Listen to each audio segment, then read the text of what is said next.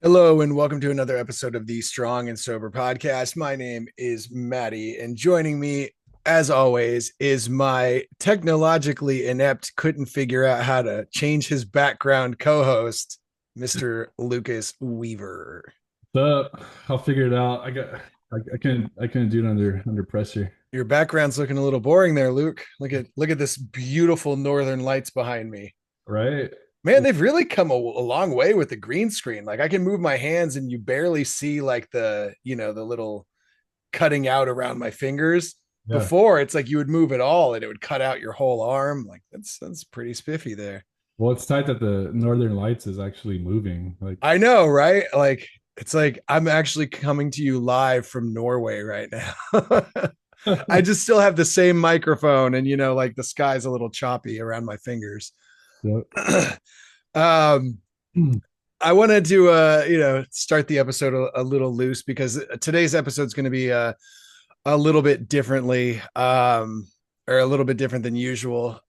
This week, a I mean, really a legend, like a pioneer in the hardcore and punk scene, Bo Lueders from the bands Harm's Way and Weapon and Wolf Note, and one half of the podcast that I personally love, Hardlore, which does a weekly look into all kinds of music actually, but a lot of punk and hardcore. They actually had the singer from 311 on there for 311 Day, which was, a totally different thing. They've done Coheed and Cambria and Anthony Green from Circa Survive, but a podcast that I listened to and a real legend in the scene, lost his battle with mental illness on April 1st. And it's hit a lot of us pretty hard because one, it feels like we lost one of our own because as we've mentioned, Luke and I grew up in the punk and hardcore scene. And I've been going to Bo's shows for years, but it's a reminder that you never really know what somebody is carrying, and both Luke and I have dealt with depression in our own ways. Actually, we didn't have an episode last week because I was going through a little bit of a rough patch and just needed to take some time to kind of collect myself and ground myself again. And we have mentioned that this show is called Strong and Sober, and strength is more than just being able to lift heavy weights. It's mental, emotional, physical.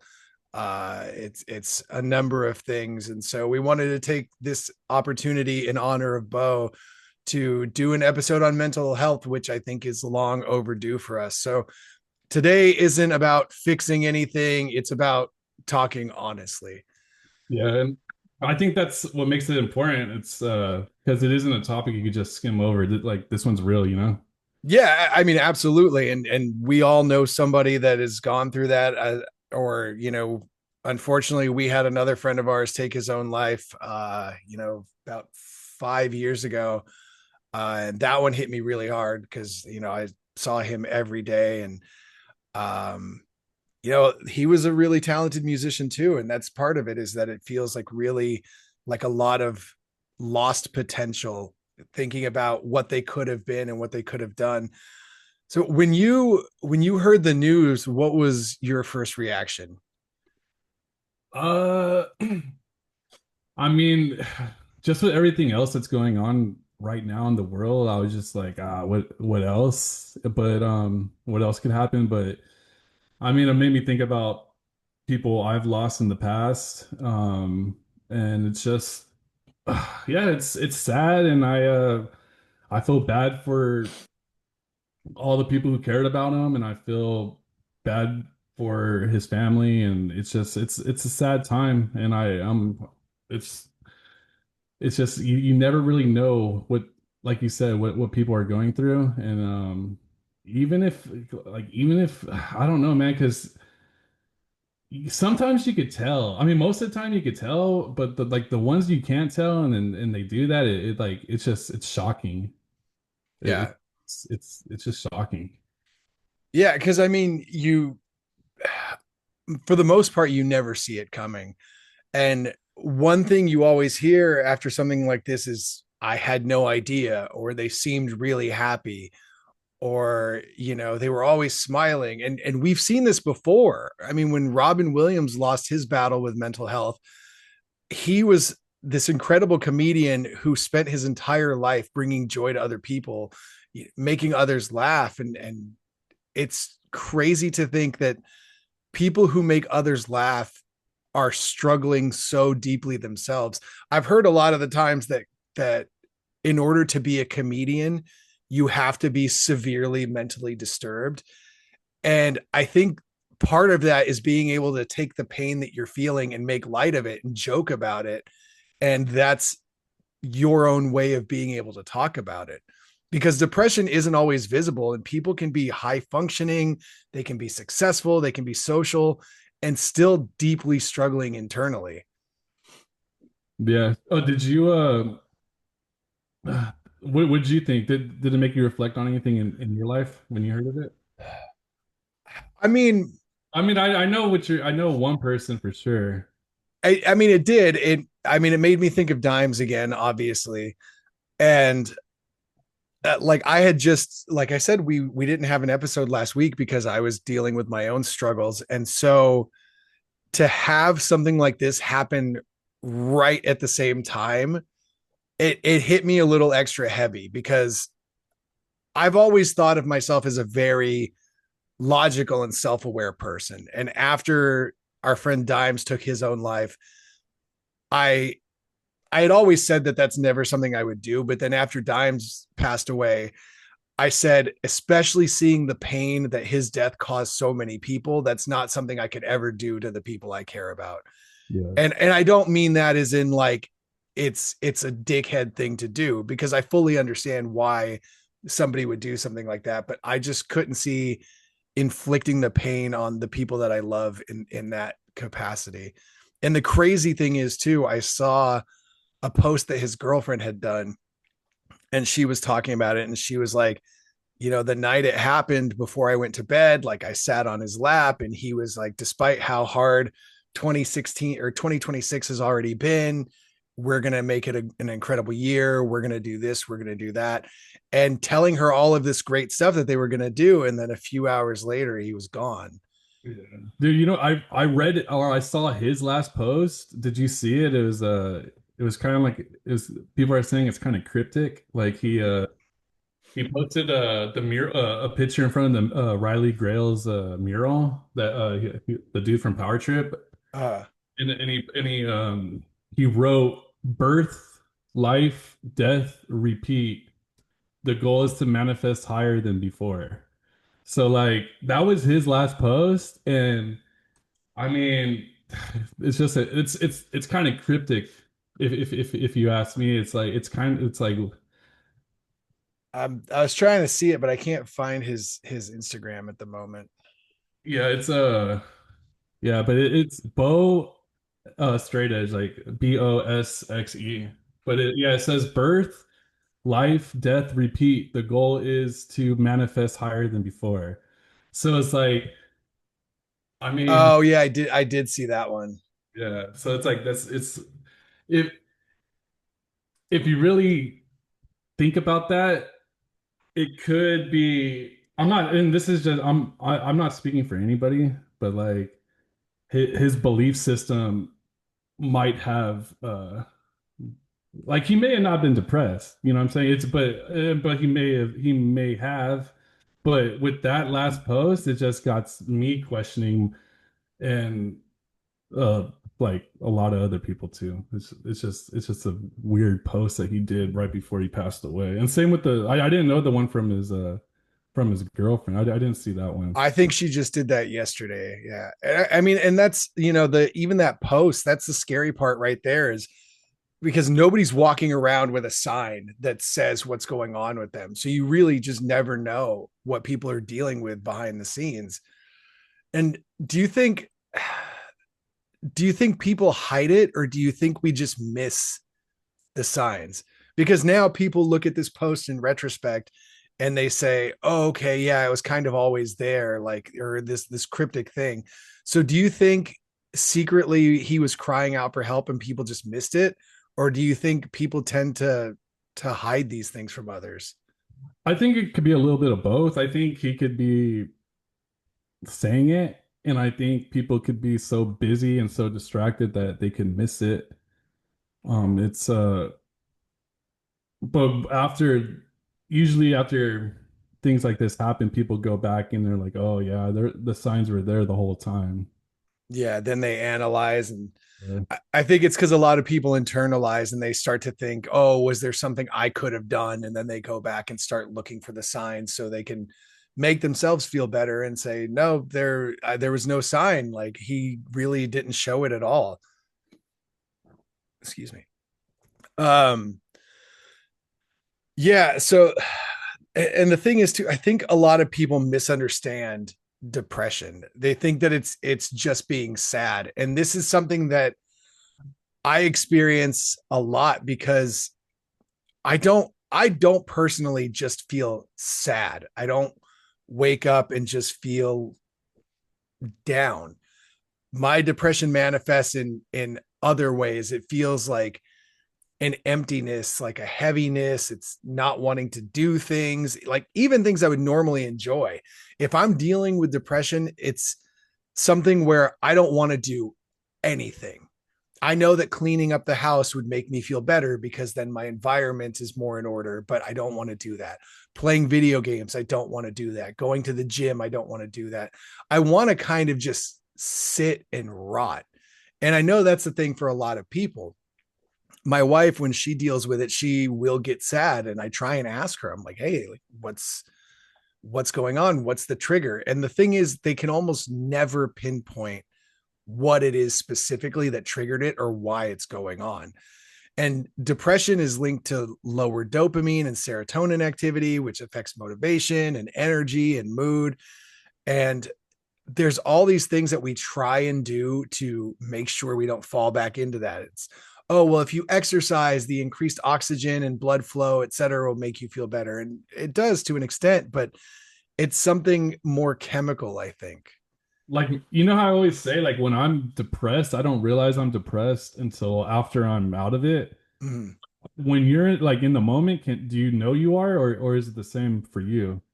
I think for me, it takes a few days. Okay. I think it's not like I wake up and I'm like, oh, I'm depressed today. What it'll be is, you know, 2 or 3 days will have gone by and I'll realize, oh man, like I really haven't done anything. Like I have all these projects I need to do. I have all these ads I need to make, and I haven't done anything in 3 days. And I'll be like, oh man, I haven't even showered in 3 days. And I realize I haven't gone to the gym. And sometimes I'll make excuses like, oh, I didn't go to the gym because my back was hurting or because I was tired or because I had this other thing to do. But usually about 3 days in or so, I can then pinpoint that I've had all of these things happening. And that is an indication that I'm depressed. And I can't explain how I get out of it. Um, like and I'm talking from my own personal experience. I don't want anyone to hear this and think that I'm trying to downplay or anything. I can usually just talk myself out of it. I can kind of just tell myself like, hey, you need to knock this off and get back to doing things. And I will force myself to do things. And eventually I kind of just go through it. You know, I think of it as being in have you ever seen Never Ending Story? I think so. Yeah, yeah, but not since like the 90s. So there's the scene where what is it? I think it's Artak, the horse, is in that like bog of sorrow, and it's basically this giant mud pit. And if the horse gives up, it swallows him whole. And that's how I always kind of see it. I always kind of see myself as being stuck in this bog of sadness, and I need to keep pushing through because if I just allow myself to sit in there and give up, it'll just pull me down deeper and then it's harder to get out. Yeah. See, I mean, it takes you 3 days. It takes me. I don't realize until months later. Mm. But I'm the same way. But when I like once I realize it, I gotta like force myself, but force myself to do something. But like I could go months, dude, and then not even know that I'm depressed until I realize that like I haven't done anything. Like Well, it's see, and that's important that you can realize that, because a lot of men specifically hear the word depression and they immediately disconnect. They think, "Oh, that's not me, that's a woman thing," or they will just hide it because society has made it that it's unacceptable to talk about mental health, and we're getting better about it now. But you would feel an emptiness and a heaviness, and that kind of just hits you differently. And so it's sounding like when you're in it, you don't even recognize it as depression. Like yeah. it just feels like something's off. It's like I don't feel like for me like I don't feel like sad. Like I feel like me. I haven't cried in since I was a little kid, like a full on real like real cry. Like I have not really cried because when I used to be that little kid that would just like a whiny little kid crying all the time. Like I didn't get my way, I'd cry, I'd cry, I'd cry. And one time, like I just told myself, I was like, I'm done crying because I remember thinking to myself, like every day, like I was like, I cried every single day for the past like however long it was. I was like, I'm not gonna cry anymore. And ever since that happened, like I literally like I'll have like a tear run down my eye, but I've never had like a real like emotional like cry that I had that I used to have until I said that. And I think so like it's weird because I don't feel the sadness, but like I end up into these like how you said these like pits. Like that was a very good explanation of that movie. It's like you're in this pit that's like if you don't, it's gonna swallow you whole. But like Yeah. the sadness isn't there. It's just everyone's different, but it's just it's it's a crazy thing, dude. So Depre- when it hits you, does it come in waves or does it stay constant? it's so like I said, when it hits me, it's pretty like so it's constant, but I'm not feeling it. Like I'm behaving the same way for days to months until I realize that oh, this I've been doing this and now I need to stop. So like at the time it doesn't feel like anything, but it's very constant. Yeah. And I think it's very important to distinguish that I don't think depression just comes out of nowhere. Like I think there are patterns. It's stress, isolation, lack of purpose, burnout, substance use, just frustration. And I think for me specifically, a lot of the time it's lack of purpose and burnout. You know, before when I worked for the hospital, I hated my job. And I would always say, and I told this to my boss every year when I have to do my evaluation, I feel like whenever I walk through those doors, a little piece of my soul dies. And I wasn't being hyperbolic. I wasn't being, just a shit. I honestly felt that way because I was at a job that I hated. I knew that there was no upward mobility. So I would be at the same job in the same position forever. And the only thing that would eventually change is that sometime they would give us little cost of living increases, but I was maxed out in terms of pay. So there was nothing. It was going to be this same thing every single day for the rest of my life, going to a place that I hated. And then I would get burnt out because, I've basically everyone tells me that I am the busiest person that they know or one of the busiest people that they know. And so that's the thing is that it's just like, how can you be happy or how can you be laughing and depressed at the same time? How can I be so busy, but still feel like I have a lack of purpose? And then it leads to the burnout and then the stress that adds on to it. And then the isolation.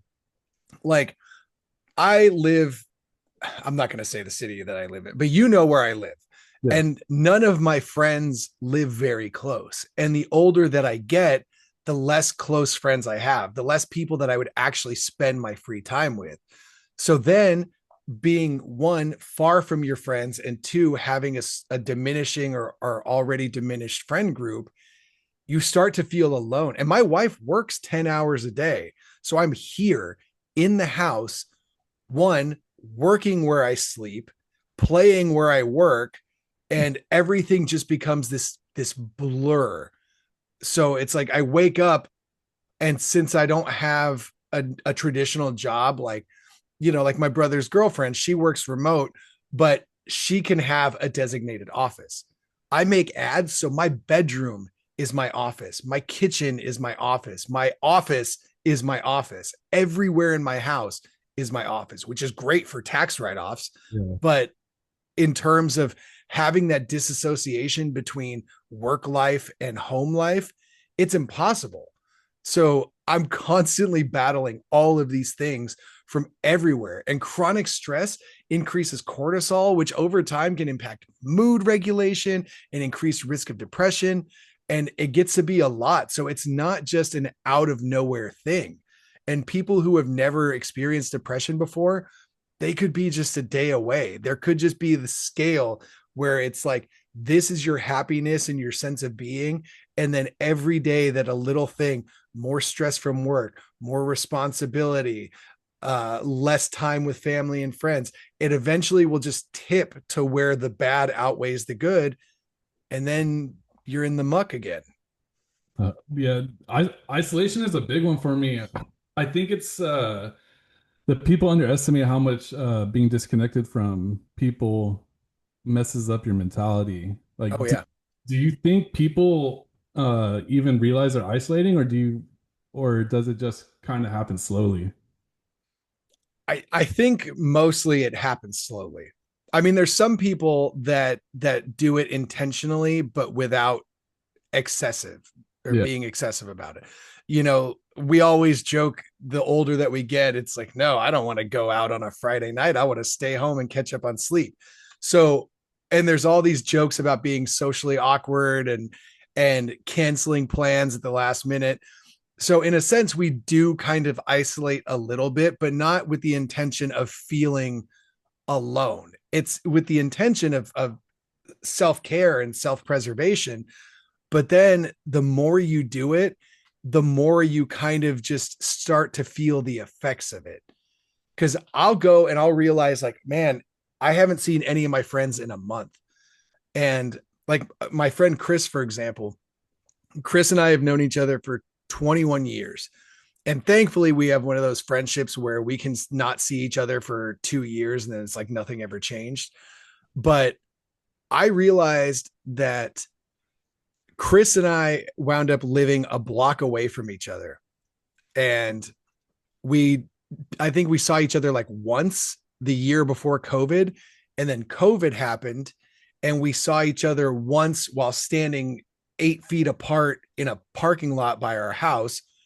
And then he moved to Carlsbad. And I didn't see Chris from like 2021 until October of this past year.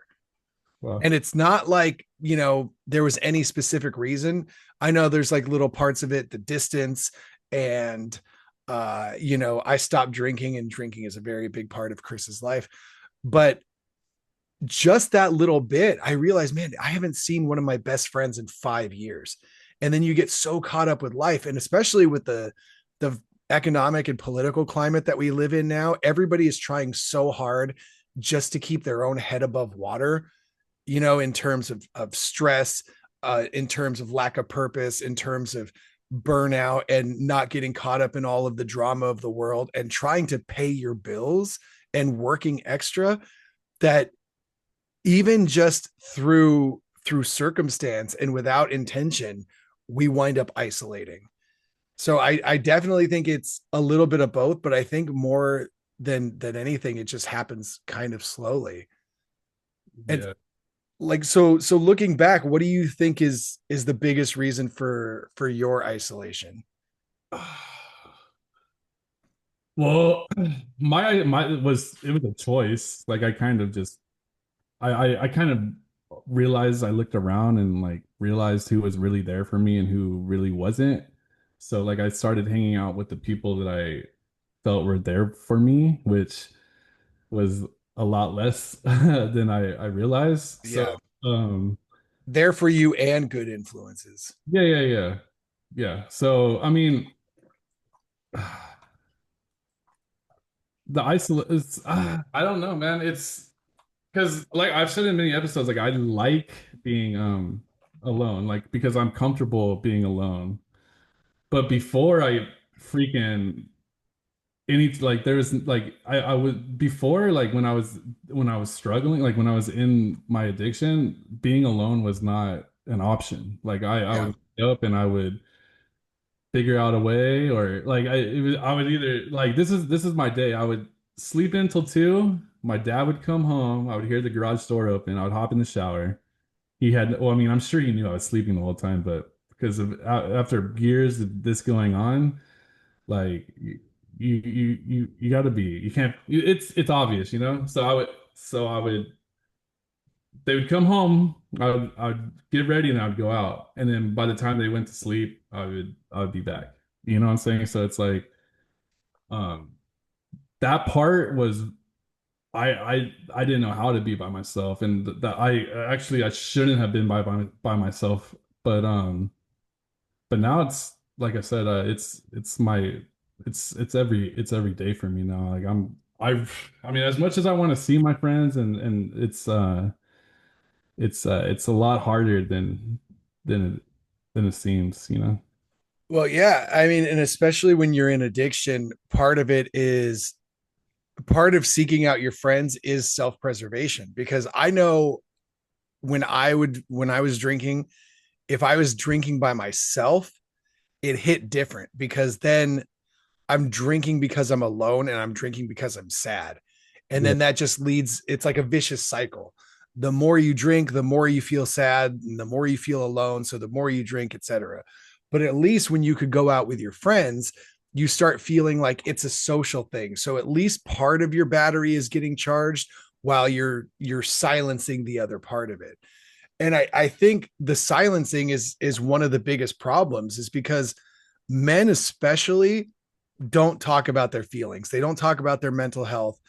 And there's this there's this idea in society that men are supposed to be tough and just handle it and don't complain and that it's weak or it's gay to talk about your feelings.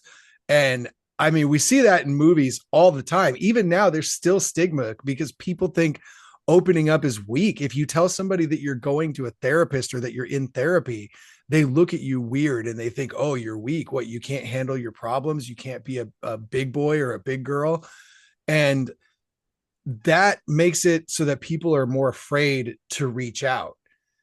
And you know, it's just like with guys telling their friends that they love them, that's considered weird and it's gay and all this other stuff. But like, why is it that men are supposed to be these tough things made of stone where we can't talk about how we're feeling, we can't talk about what's bothering us, we can't ask for help? Man, I don't know, but I mean that mindset costs lives. It's just that's just the truth. Do you think getting better? Do you think it's getting better like with the younger generation, or I feel like it is. Like I feel um like men expressing themselves is starting, like not for our generation, but for like the newer generation. I feel like it's starting to open up a little bit. I, it's kind of weird, I think, because I think with our generation, it started to get better, but now with the the real just abundance of social media, that it's kind of gotten to the point where one, everyone thinks that they're autistic or has some kind of undiagnosed diagnosis. And so I think that a lot of people will kind of just throw things out there and just say like, oh yeah, I have this or I suffer from this, but they won't really take the time to explore it, and they won't really take the time to really search inward to find out what they are all about, find out if that's actually true. They won't actually seek the help. And Yeah. I don't think they'll necessarily talk about their feelings anymore because, you know, and this this might get me some shit from people, but I think a lot of people, especially with Gen Z, wear afflictions like a badge. I think another label that they can put on themselves, like, oh, I have anxiety, or I'm depressed, or I'm autistic, or I'm this or that. It's almost like Pokemon cards where they want to collect them all, Yeah. because that makes you more special. The more things that you can claim, the more labels that you can put on yourself, that makes you more special. And everybody wants special treatment because of what they are. And I agree that yes, there should be accommodations for things. If somebody has anxiety, it's like, yes, we should go out of our way to try and actually help that person. If somebody has depression, yes, we should go out of our way to help that person. But I feel like people kind of just uh, not belittle, they downplay what these things actually are, and they just casually self-diagnose without actually talking about their feelings, without actually sharing, without actually trying to get better. So it's a weird double-edged sword, I think. Yeah, I understand. Yeah.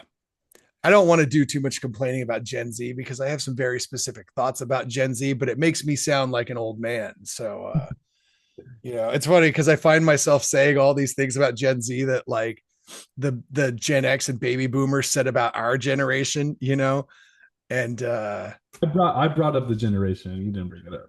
yeah, yeah, no, I know, but like I feel myself just wanting to go on a rant about Gen Z.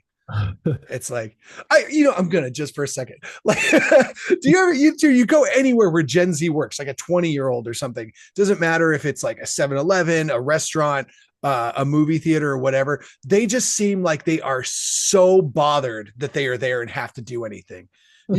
Back in the day, it was like, oh, hello, welcome to da da da da da. How can I help you today? And now it's just like, what can I get for you? It's just it drives me nuts. Like, I'm not somebody that's going to be like, hey, you should try smiling, but it's like, bro, if you were that pained by existing, like, you should really get some help. And I mean, that's honestly part of what this whole episode is about, is just getting help. um Can I say something? Go out like this is going off the script a little bit, but so I spoke to you about this a couple of weeks ago. I had someone reach out to me, someone that was in my life like 20 something years ago, mm, and since then, the last thing, and I'm not gonna say any names, but I mean I haven't spoke to this person in since Sunday. And mm, last thing, okay, so I haven't spoke to this person since Saturday, but like this person obviously was not I was getting messages at like 2, 3, 4 o'clock in the morning, long essays, like ex explaining what's going on, and telling me and asking me for help. And I want to help, and I would love to help because I mean I put myself in this position, and I've said if anyone needs help, please reach out. Um, but the last thing she said to me, and like, and don't get me wrong, this person was messaging me at 2, 3, 4 o'clock in the morning. So like I had to put like these messages on silent because I didn't want my fiance to think I'm like this person's messaging me at 2, 3. yeah. It's kind of weird. So like the last thing that this person wrote to me on Sunday, they said she was gonna kill herself, and I haven't. I responded back many times. I've called, like I've called the DM on Instagram. I've done all that, and haven't heard from her. Haven't been responded. Nothing, and like I feel like I feel deeply saddened because of it. I'm hoping nothing happened. I'm hoping this is just like someone panicking, someone going through a lot of anxiety and depression and just needs help. But if you are listening, I mean, and if you're, please just respond. Like I like I, because I'm it's like affecting me. You know what I'm saying? And I want to help people, but like, I mean, not this way, you know? And it's kind of affecting me a little bit. But yeah, I just wanted to bring that up because it's all over the place, dude. People are going through it. The times are tough right now, and I just but there's always a way. There's always a way that there's always a way out. You just gotta find it. So have they read your messages at all? That's what I'm saying. Like they have not read them. It says sent, and like they didn't block me. It's nothing, but it's just it's yeah, it's getting to me, dude. And it's like I said, this person was in my life like 20 years ago, and I haven't spoken to him in like I've probably seen him like four times since, and I was actively in addiction during those times, so it was like I didn't really see him, you know. So um, but they messaged me like out of nowhere, like I haven't spoke to this person in like 20 years, and then I they asked for help, and I want to help, and the last thing they said to me was that, and it's like it's kind of it's not it's just there's always, no matter what, like there's always a way out. Like there's you should never do that. Like, Yeah. and I'm hoping that this is this is just something that like I'm hoping I'm hoping for the best. Well, after the show, you can give me their Instagram and I'll see if, you know, if Yeah, I send them a message, if they'll read it. yeah, Like uh, we don't want to hope that, I mean, we do want to hope that maybe they're just being performative. Maybe they were just trying to get a rise out of you. And so they're purposefully not reading your messages, but hopefully we can figure something out. yeah. My bad. I didn't mean to take it off that, but it needs to be addressed because Yeah. like it's like when I got that, I was like, really? Like not come on. Like I know, and I'm not like don't please like we're saying, don't be afraid to express yourself. But if you want help, like you got to help yourself too. Like you Well, and I mean, and even when people want help, it's not always easy. Therapy is expensive, access is limited, and some people just don't even know where to start. I mean, you'll hear commercials for things like BetterHelp, and you know, you contact those things, and a lot of the time your insurance won't cover it if you even have insurance, or it's super expensive, or you have to wait X amount of time before you can actually get in to see somebody. And even before the cost, like some people don't think that they're worth the help. And that's the real barrier for a lot of people, is if yep, they've gotten into that point that sometimes they just don't even feel like they're worth it. And that comes with, the lack of purpose I was talking about. yep, And at that point, they won't reach out to get the help. And if somebody offers the help, it's hard for them to accept it because they think that the other person is just wasting their time. And I've had that with people that I care about. When they're suffering from depression, they're like telling me that I would be better off if I'd never met them, and that they're beyond saving, and that they don't deserve help, and all this other stuff, and that they're only going to drag me down with them. And I have to tell these people, hey, like, I'm here, I am your friend. I'm not going to let depression get in the way of that. I'm not going to turn my back on you, especially when you need the help. yep. And I'm not turning my back on anybody. And also like I am not a professional. I'm just living based off my experience, and I'm here to help whoever wants, but like I'm not like it's all off of my experience. Um, but what do you think is the first step for someone who wants help but doesn't know where to begin? Talking. Yeah, That's it. I mean, because realistically, that's what therapy is going to do, is you're going to talk to somebody at therapy, and you're going to tell them, and they're going to ask questions, but you can't always afford therapy. So talking to anybody, you could talk to a friend, you could talk to, they have the suicide hotline. What is it, 668? yeah, 668. You call 668. That's free. and there will be somebody there to talk to you. There will be somebody there to listen. There will be somebody there to try and help you through the hard time that you're going through. Like, if you don't want to talk to a person, if you've got some kind of social anxiety, talk to your dog, talk to your cat, talk to yourself. Even just talking to yourself and saying the things out loud sometimes gives you a different perspective. I can't think to myself. Even if I'm trying to figure something out, I can't think. I have to say it out loud in order to fully understand what I'm trying to achieve. Same And way. yeah, and I think that's a big thing.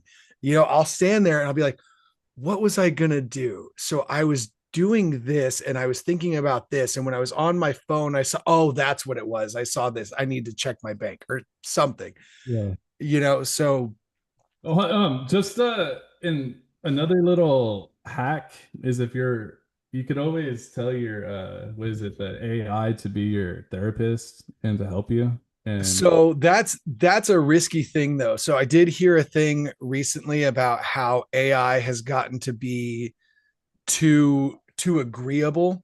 well, okay, hold on. Let me say, because technically you can't ask. Before you used to be able to ask it to be your therapist. Now it can't be. It could give you advice, but like what I'm saying is you could ask it to listen to you. You know what I'm saying? Like so you could tell what's going on. Like I'm not Right. because even if you tell it, because before you used to be able to get medical advice from it, but it won't let you anymore. But you could just get personal advice, and it's like you said, but it is kind of iffy because it does agree with you a lot. Yeah. So, you know, Well, yeah, I mean, and again, like I didn't read the entire article, so I don't know if it's true or not, but grain of salt. I'd read a thing about how AI had become so agreeable that people who were struggling with depression and saying maybe I should just kill myself, and AI was agreeing with them. yeah, Maybe you should. Like maybe that's the easy, the best way out. never I know. don't know that that's 100% accurate, or if they were using Grok, which is out here just causing chaos everywhere. But do you think most people avoid help because they can't access it, or do you think it's because they don't want to face what's actually going on? Uh, I think most people can access it just by expressing themselves. Like even if you, like you said, just talking to yourself. But yeah, I don't. What was the it was what was the question? It was Do you think people avoid getting help because they can't access it, like they can't afford it or they can't find it, or do you think they just don't want to face what's going on? I think it's that one. It's a little bit of both, but I mainly think it's because they don't want to face it.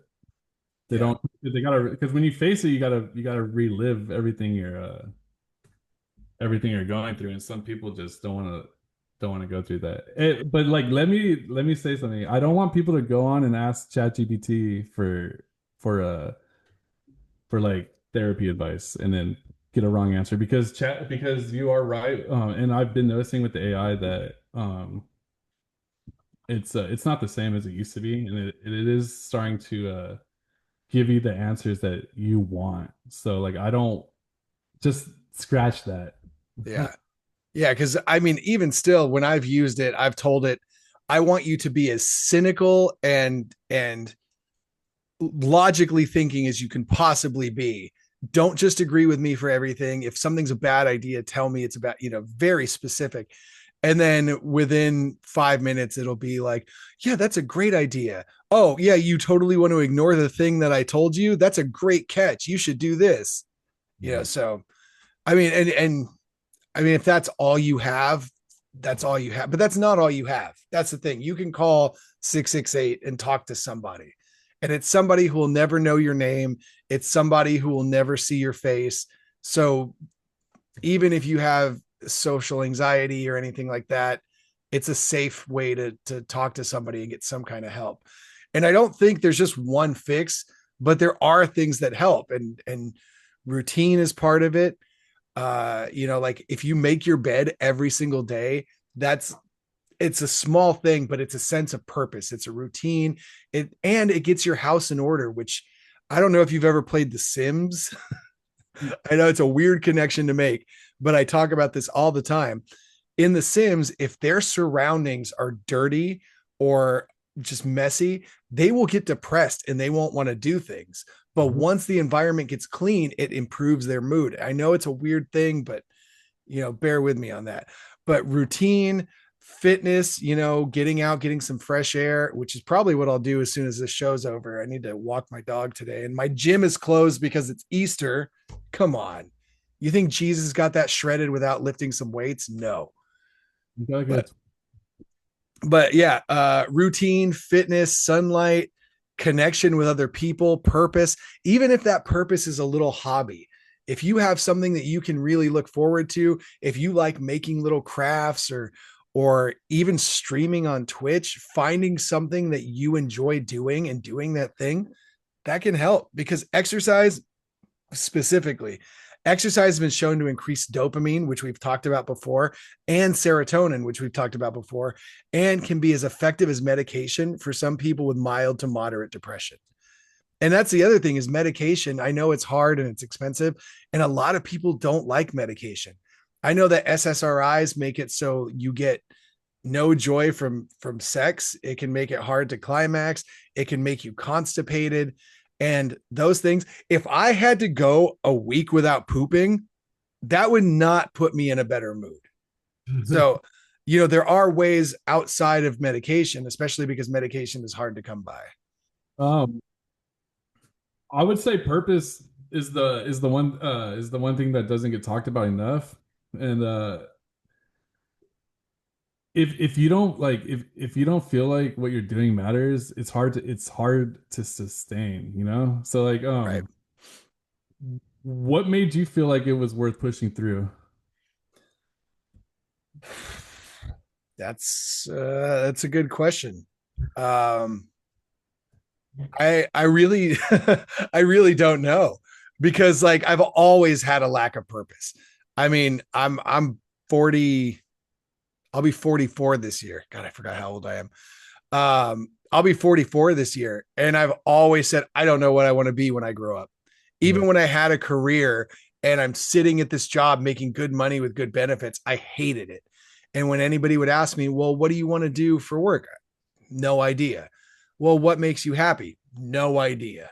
Well, if you had $1 million, what would you do? Probably nothing. I'd probably enjoy my time. Um, I think realistically, if if I had to put a name to what made me feel like it was worth pushing through, it's spite. And not spite for others, but spite for not spite for not feeling in control. Like, I'm one of those people that if you tell me I can't do something, I'm like, well, watch me. I'm going to find a way to do it. And I love operating under pressure, and I always say I thrive in chaos.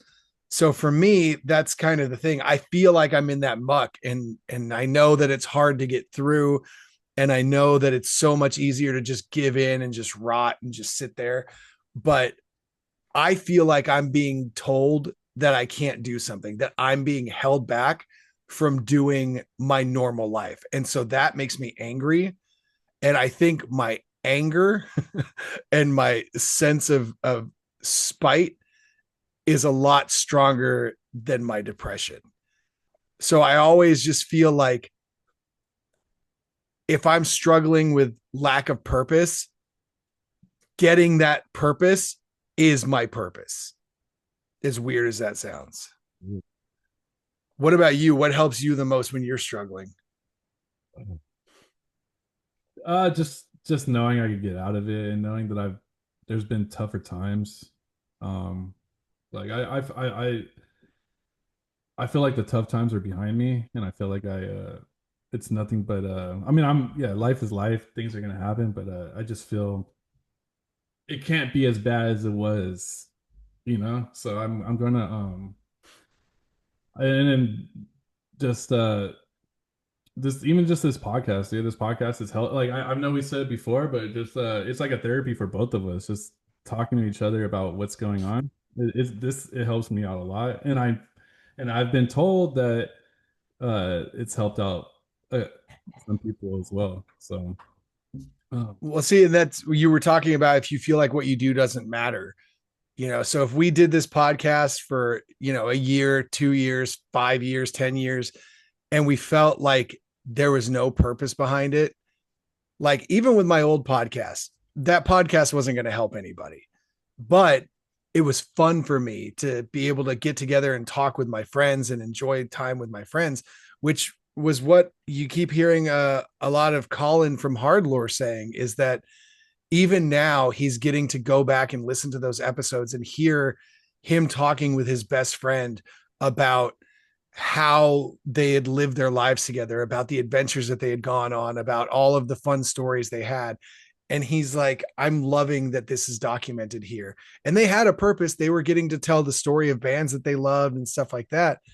But even Colin, when talking about Bo's passing, was like, we went for years just feeling like it was weird to call each other our best friend. And then once we finally got over that, it was just a thing. So like getting to do this show and hearing people reach out and say, your show has helped me. Like, I mean, nobody's messaging us and saying you saved my life, but even just hearing, hey, I listened to this episode and hearing this person talk about their struggles, that's something that I've been going through myself and it really helped, or it put a new perspective on things. That's huge for us. And that gives you the sense of purpose. It makes it feel like we're not just wasting our time doing this show, which, I mean, let's be real, most podcasts are a waste of time. I like how you said that he could go back and it's documented. And like for me, like I love how this is documented and I could have like my son, he could listen to it like 20 years from now if it's still up, but it's Yeah, I mean that's if he can find it, it's like, oh, that was my dad back then. This is my dad talking about his life and his stories. And even if nobody else reaches out to us about the show, that alone is what makes this matter. yep. And I think that one takeaway from all of this, is that whether it's ourselves, I mean, we've known each other for what, like 30 years at this point, like 25, 30. yeah, something like that. Whether it's your, one of your close friends, your family members, your neighbor, whatever, you really don't know what someone is going through. And I hear that a lot, especially with just trying to have a more positive state of mind, because I've talked about on here all the time that I get road rage like crazy, and I'll get so mad at people for doing the dumbest shit. But like my wife constantly tries to remind me, you don't know who's in that car and you don't know what they're going through. Like, yes, this person is driving 50 on the freeway, but maybe somebody in their family just passed away. Maybe they just lost their job. Maybe something is happening. You never know what someone else is going through. And Yeah. sometimes it's the people who seem the most put together that need the help the most. Yeah. I mean, I like what you said too, because about the you don't know what they're going through. And I've noticed whenever I had road rage, I was going through it too. You know what I'm saying? Like it's Yeah. so it's like, but how would you check in on someone in a way that feels real and not just surface level? See, I do this pretty regularly anyway. I have a rule where every week I have to message three friends, people that I haven't talked to in a while, people that I care about, and just check in, just say like, hey, it's been a while. How are things on your end? What's new? Just start up a little conversation. And part of it is one, to check in on their mental health, obviously, but two, it's to help strengthen that friendship, because you don't want to go 3 years without talking to your friend. So if you check in and just send a message, and that's the thing is we've stopped calling people because people are like, oh, calling is weird. We need to text and send DMs and stuff like that. But then even with texting now, people won't respond to text messages. you could send somebody a text and they won't respond for like a week, which is weird because literally everyone has this stupid rectangle glued to their phone. You can't even see it because of the background. There you go. Everyone has this stupid rectangle glued to their hand all day, every day. If you see somebody that doesn't have their phone in their hand, it seems like they're weird. You start thinking, what are they up to? So it's not hard to respond to a text. So I think the easiest way to check in on your friends so that it feels real and not just surface level is just to send them a text and say, hey, how you been? What's going on? What's new? Maybe even, do you want to get together for coffee? Do you want to grab a bite or something? Just make some kind of effort to reach out. My friend Sarah, which I might want to have her on the show. Like, this bitch got some crazy stories. She's been through a lot of shit. But and yes, I can call her bitch because that's what we do. But she once Bo passed away, I told her about Hardlore maybe like a month or so ago because they did this episode where it was a bracket of the best hardcore bands of the early 2000s. And so I sent her the thing and she's like, oh man, I hate most podcasts, but this podcast is actually great. So when Bo passed away, the next morning she sent me a text and she said, I mean, I'm paraphrasing, but basically, since you showed me the only podcast that I've ever actually really liked, and now the host has passed away, like I want to check and see how you're doing. How's your mental health? Like, especially with this, like, how are you handling this? And I'm like, oh man, I'm good. Like, obviously it's a bummer, but it's more food for thought than anything. And I appreciated that, even if it was kind of just, oh, I know this thing happened, I know there's this trigger. She still reached out just to see how I was doing, and I was fine. But the fact that she reached out and the effort is what made it feel like I matter, like it's important. Yeah, that's good. It's good when people messaging you, dude, like, and just to talk, especially if Yeah. you talk to them in months. I'm gonna start doing. I feel like I need to start doing that with where your little. What you say is three people a day? Is No, that? 3 people a week. 3 people a day would take way too much time. So you could space it out, do like Monday, Wednesday, Friday. Just do one every other day. And then, if you've got the time, text some other friends. Plus, the benefit of that is when you're going through your phone book, you realize, man, why do I have this person that I was on a softball team with 7 years ago in my phone book? And then you can delete all your old contacts. Yeah, I agree. I have probably hundreds of people that could be deleted that I have that probably don't even know who I am. And, Have you ever had someone check in on you at just the right time?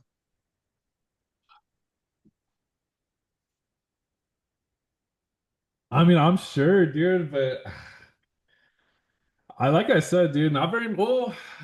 Yeah, I mean, when around the times where it's like, oh, Father's Day, Mother's Day, like Christmas, like family time. There's a couple people that reach out, and yeah, it's. I mean, not that I'm like, because I lost both of my parents. My sister is like she's there, but she's living in the streets in downtown San Diego. I said that before, but like all I have is well, and then my dad's side and my mom's side, like we don't talk as much as we should.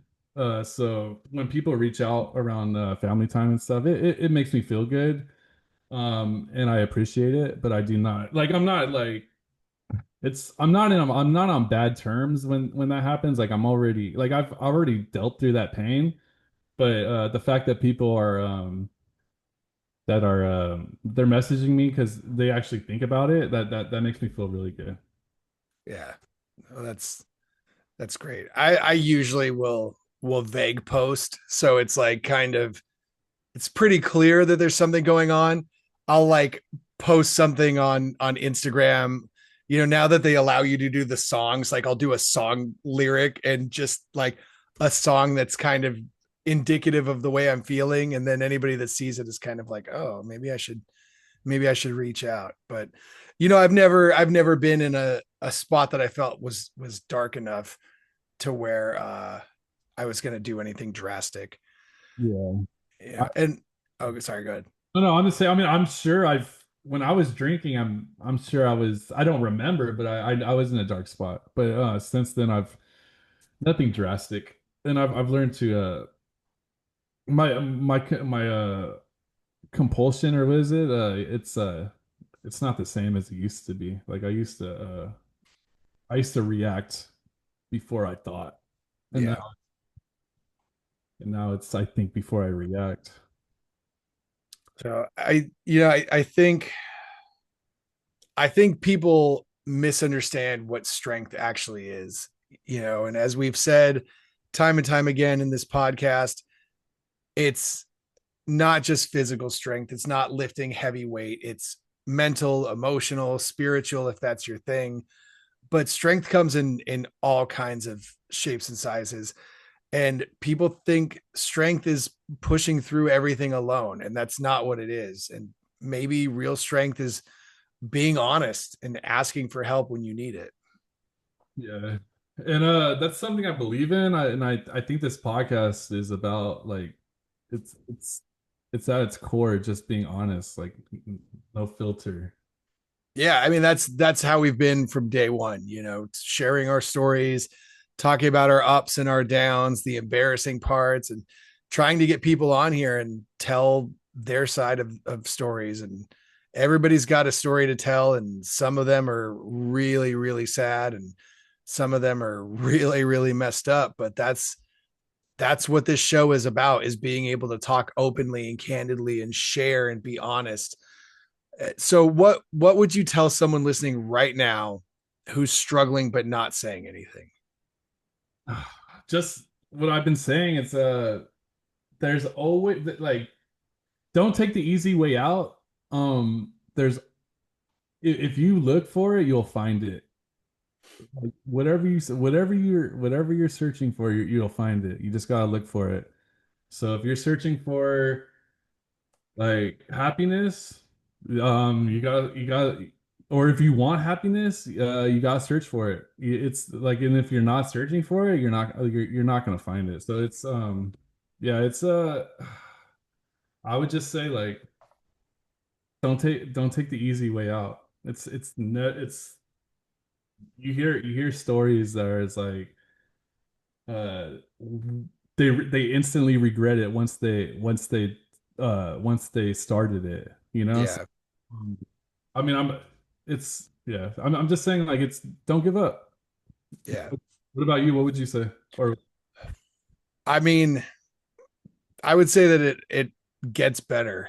And I know that's cliche, and I know for a lot of people it's hard to imagine things getting better. So maybe I would just say it could always be worse, because it always could be worse. Like no matter what's happening, it could be worse. And realistically, it's like it's like watching a movie. See, I can't put a book down in the middle of a book. Even if it sucks, I have to finish it, because I always have this thought in the back of my head about, what if it gets really good? What if things turn around? What if the bad guy really gets his comeuppance? What if there's this epic love story or something at the end? What if something really incredible happens? And that's the same with life. It may be difficult, it may suck at times, but if you quit in the middle of it, you'll never know how good it could actually turn out. And so with that, if you're struggling, please know that you're not alone.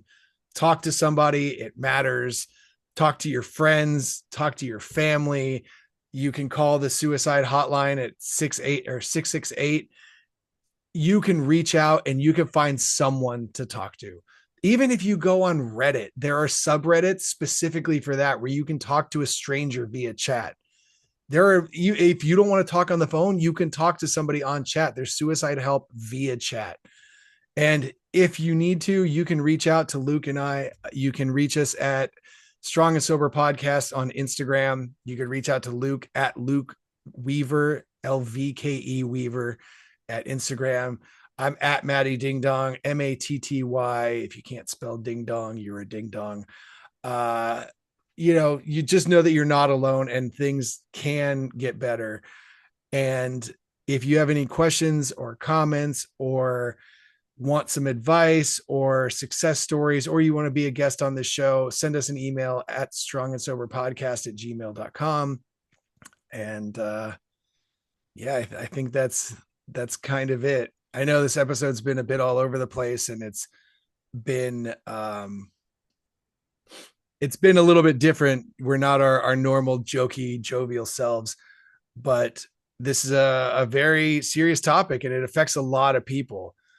A lot of people think that if you have addiction or if you're overweight or whatever, that you made those choices, that you did that to yourself. But you can't say the same thing with mental health, because nobody wants to be depressed. Nobody actively makes choices that make them depressed, and not everybody has the strength and the ability to push through it on their own. So if you know somebody that's struggling, reach out, check in on your friends, tell your friends you love them, and treat them like gold, because they are. And if they're gone, you can't tell them that after the fact. And, thankfully, I haven't had to learn that the hard way. That's because I feel comfortable telling my friends how much I love them and that I care. And I I know deep down that they feel the same way. Even if they don't say it, they feel the same way. So for Luke, I'm Maddie Ding Dong. This has been the Strong and Sober podcast. Thank you all for tuning in. We'll see you next week. And as always, stay strong mentally, physically, emotionally, spiritually, and stay sober. We'll see you next week.